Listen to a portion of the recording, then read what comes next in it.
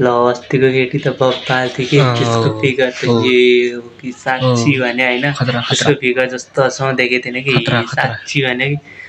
यस्तो केटी त कस्तो बब्बाल थियो कि ल बसौँ न त त्यही माक्रीले होइन हाम्रो इज्जत फालेको होटेल अस्ति त्यसलाई हान्नुपर्छ आज फालिदिउँ भिरबाट ल फालिदिने ल जाउँ फालिदिउँ त्यसलाई आज यसो चाहिँ होला आज माका समाज कसम छोड्ने आज आज पुरा ल हो आज यसको खत्तम पर्छ ल म आज त यसको काम तमामै हुनेवाला छ ल जम अब कसम त्यो हुने भयो पुरा चाहिँ यो फिक्स अब आज सबैजना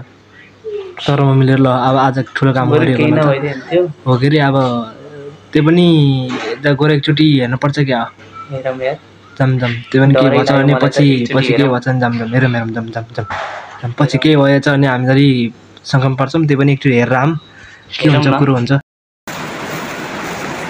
ए तपाईँले त केही नभने चाहिँ किन आएको त भाइहरू तिमीहरू तपाईँले के भएछ भनेर हेर्न आएको हो र ए ल भाइहरू अब तिमीहरू आउनु त आयो होइन तर अलिक ढिलो गऱ्यौ यार के ढिलो गऱ्यो नि भाइहरू तिमीहरूले ल अब त म तिमीलाई देखाइदिन्छु ल